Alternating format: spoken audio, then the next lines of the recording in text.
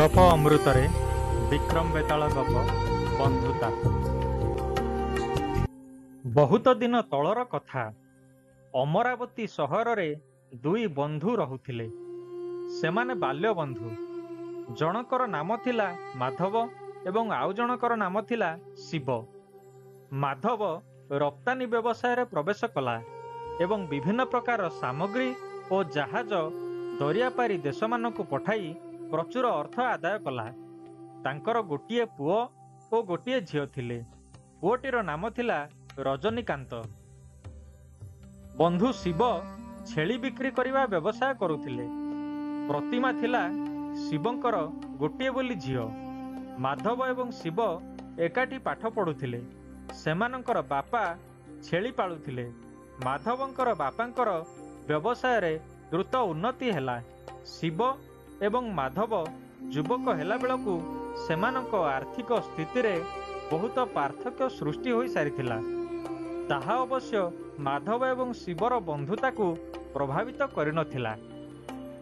माधव शिव को सहायता करिया पई कहिला बेले शिव सब बेले मना करि देउथिला। से दुहिंक मध्यरे दूरता बजाय रखिबाकु चाहुथिला। शिवर झियो प्रतिमा सुंदरी युवती रे परिणत हेला।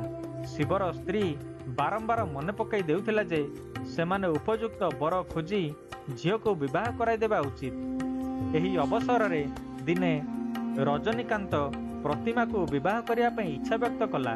प्रतिमा मध्य आग्रही बोली कहिला, किंतु से मध्य तार बापांक परी धनी घरे बंधु करिवार समस्या विषय रे कहिला। रजनीकांत से कथा सुनी आश्चर्य हेला। बिना कारण रे काहीकि व्यस्त हेउछ? धनी लोक माने कोन मनुष्य नुहंती? दिने शिवर हठात किछि टंका दरकार पड़िला।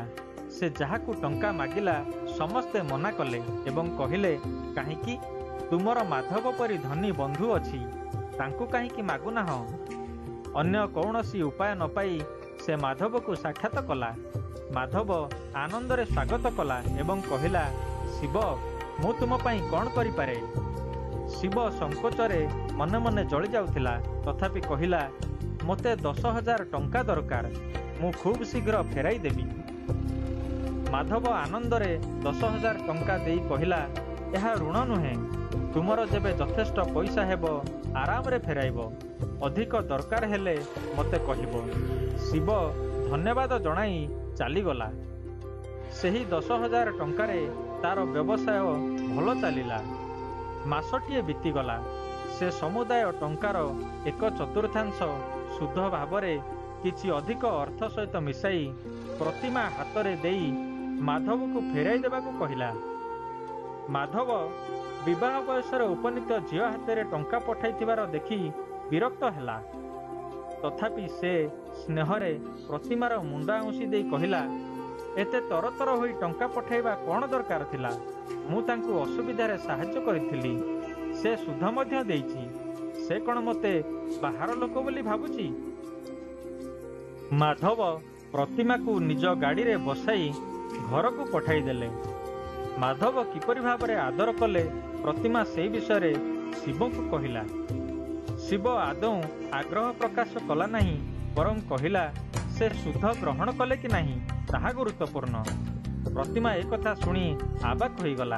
से कहिला, प्रकृतरे तुमे तरतर होई टंका पठाइल बोली से मन दुख कले। एही प्रश्नर उत्तर रे शिव जवाब देले, से टंका नेले ना नहीं? प्रतिमा नरम गलारे उत्तर देला। से पचारिले, तुमे युवती झियो हाथे टंका काहीकि पठाइल? शिव रागी जाई कहिला, ताहा पाखरे पैसा पहुँचीबाटा गुरुत्वपूर्ण नथिला कि? से जहा हेउ, तू मोर झियो। धनी लोक जहा इच्छा कहि पारे। से जेमिति चाहिबो कहिबो। जणे धनी लोक जहा कहिबो ताहा मानिबाकू समस्ते बाध्य नुहे।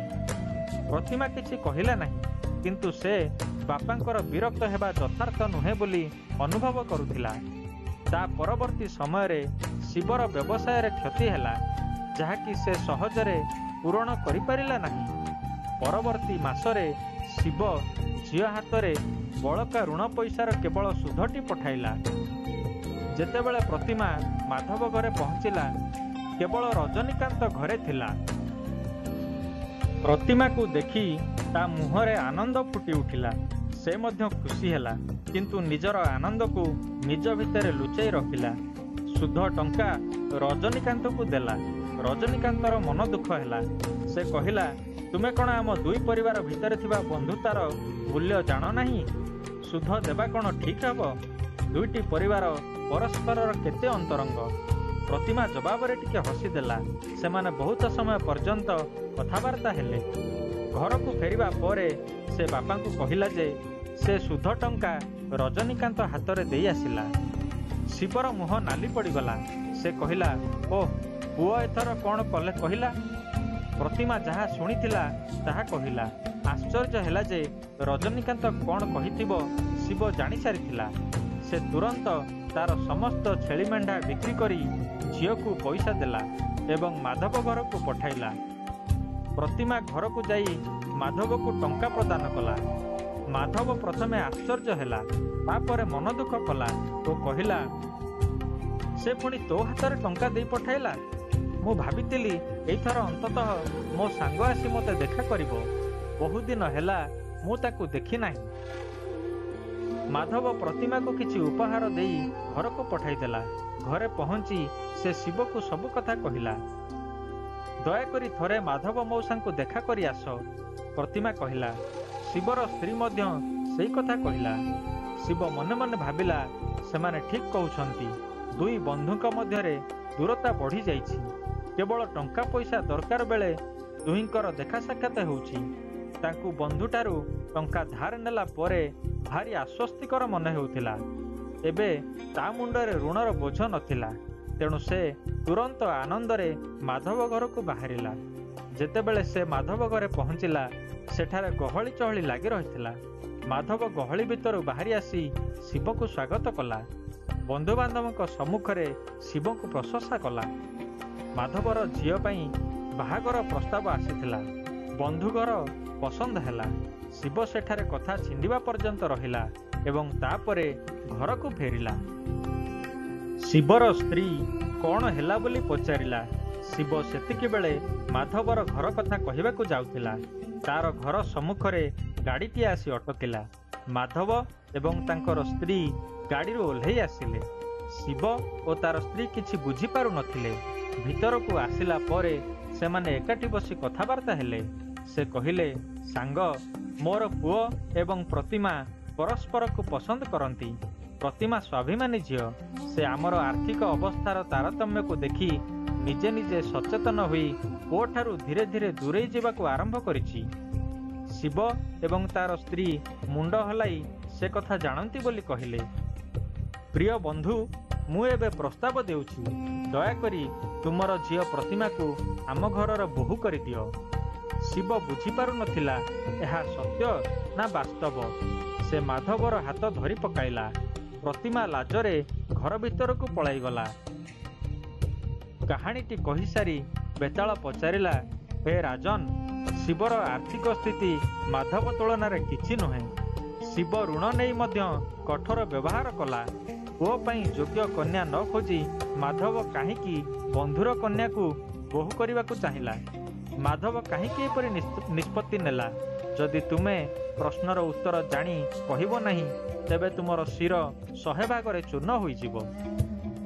ଏହାର ଉତ୍ତରରେ ରାଜା ବିକ୍ରମ କହିଲେ, ଉଭୟ ବନ୍ଧୁ ଜାଣିଥିଲେ ଯେ ଟଙ୍କା ଅନେକ ସମସ୍ୟା ସୃଷ୍ଟି କରିପାରେ। ଗରିବ ଭାବରେ ଶିବ ସବୁବେଳେ ସେହି କଥା ପ୍ରତି ସତର୍କ ଥିଲା।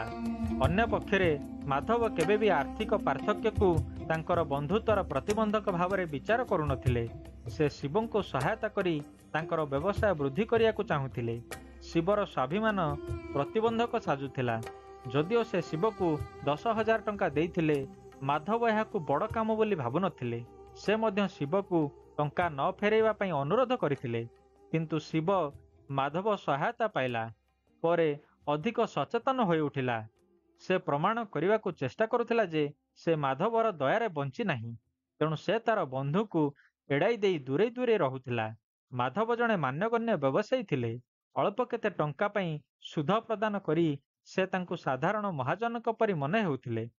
ଅନ୍ୟ ପକ୍ଷରେ ମାଧବ ବୁଝିଥିଲେ ଯେ ଟଙ୍କା ଏବଂ ଆର୍ଥିକ ସ୍ଥିତିରେ ପ୍ରଭେଦ ବନ୍ଧୁତାର ସ୍ଥାନ ନେଇପାରିବ ନାହିଁ। ଏହି କାରଣରୁ ମାଧବ ତାଙ୍କ ପୁତ୍ର ପାଇଁ ଶିବର ଝିଅର ହାତ ମାଗିବା ପାଇଁ ଆସିଲେ। ରାଜା ବିକ୍ରମଙ୍କର ମୌନ ଭଙ୍ଗ ହେବା ମାତ୍ରେ ଶବସ୍ଥିତ ବେତାଳ ଅଦୃଶ୍ୟ ହୋଇ ପୁନର୍ବାର ବୃକ୍ଷରେ ଓଲଟ ଝୁଲି ପଡ଼ିଲା।